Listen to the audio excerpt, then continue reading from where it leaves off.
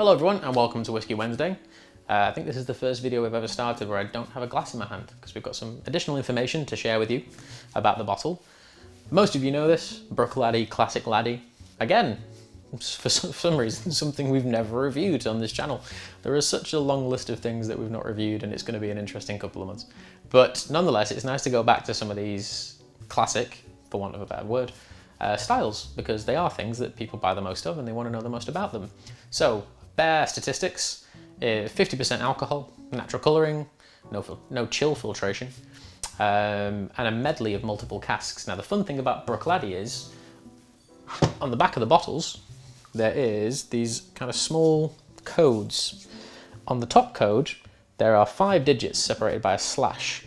This one, for instance, is 19/107. And if you go onto their website and select this product, the Classic Laddie, type in this code, it will give you all of the cask information, which I have to hand here.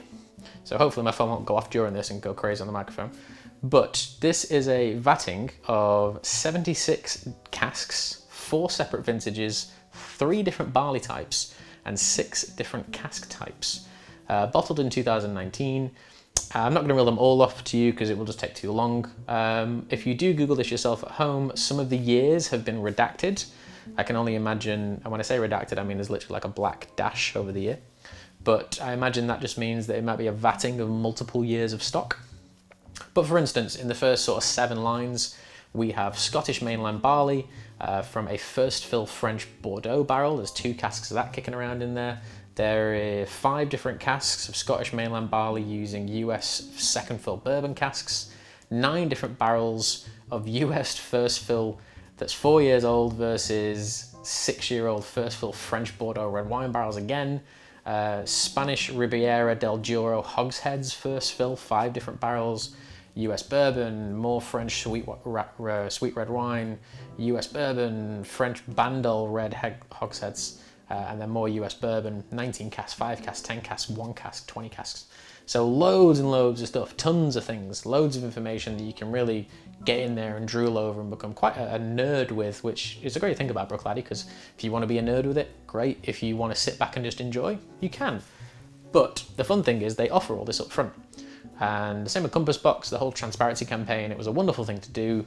Not all brands do it, but if you really want to delve, Compass Box and Bruichladdich really are the 2 to go to, especially if you want to know about barley types and casks, because they will tell you nearly, as we've just seen from there, nearly everything. So the youngest stock I could see on that list was from 2011, bottled in 2019, so 8, maybe 2010, so 8, 9 years old. I'll double check the facts in a minute. Natural colour, a lot of red wine influence, a lot of bourbon, but a very bourbon colour, very Scotch colour, nice and clean and light. But smell, let's have a go.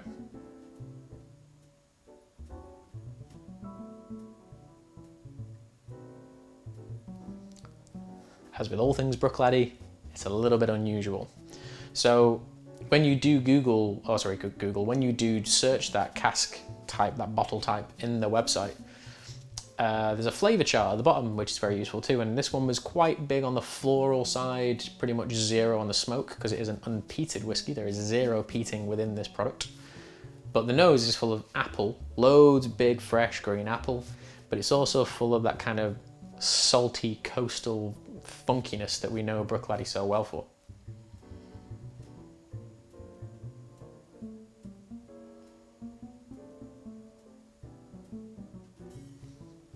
Due to a particularly long fermentation time, a number of which eludes me, I think it's 96 hours. I think it is a 4-day fermentation. Correct me if I'm wrong, because I might be wrong, but the number 96 is just in my head.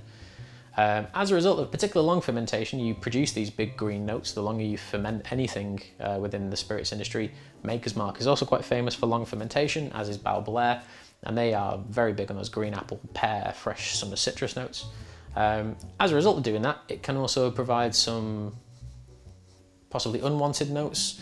A lot of people say that some Bruichladdich, some Port Charlottes, some Octomores provide a butyric note. By all means, Google that. I don't want to say the words aloud of what it kind of reminds me of, because we are drinking whiskey. But I don't get that at all with this.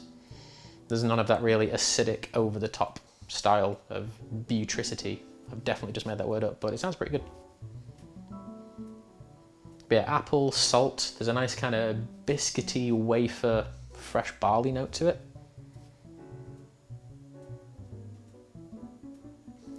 And then, I don't want to go searching too much for the wine. There is a nice kind of light, almost red grape, blackberry note, hidden quite far away at the back. Not very present, but it is in there. These first for wine casks are making themselves known, but not in a big way, just nice and subtle. Let's taste it, that's where the magic is.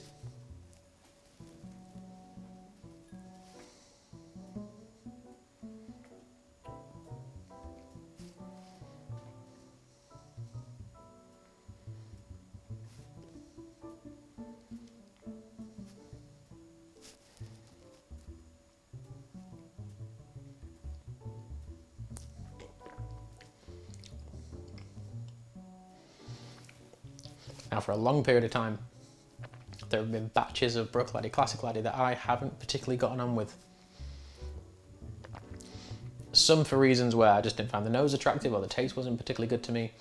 Some other reasons where, in some instances, some batches can just be a little bit forgettable. And the last sort of 2 bottles of it I've owned, it was just a little bit forgettable. This one, however, I'm happy to say, is much more alive. It's more interesting. It's got more charisma about it. The initial wave of flavour is what I would describe as oily, like Ardbeg oily, but without the peat and without the smoke as a result.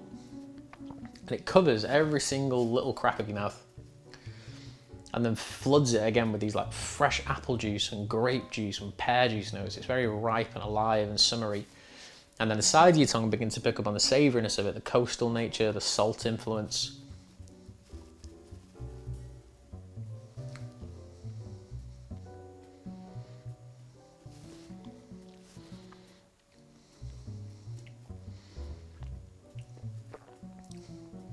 If I'm being overly picky, there is a slight kind of rubbery, burnt rubber note in the back.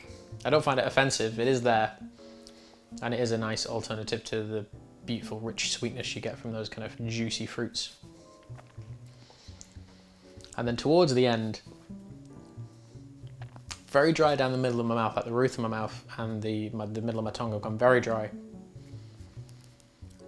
But it's not, for 50% alcohol, it's not particularly spicy. And for the amount of varied wood influences that are in there, it's not particularly dry or tannic or anything either.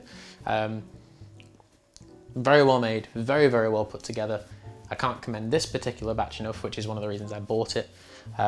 So bottle 2019, the Bruichladdich Classic Laddie, code 19/107 for those of you that really want it. Some of you at home probably already have it.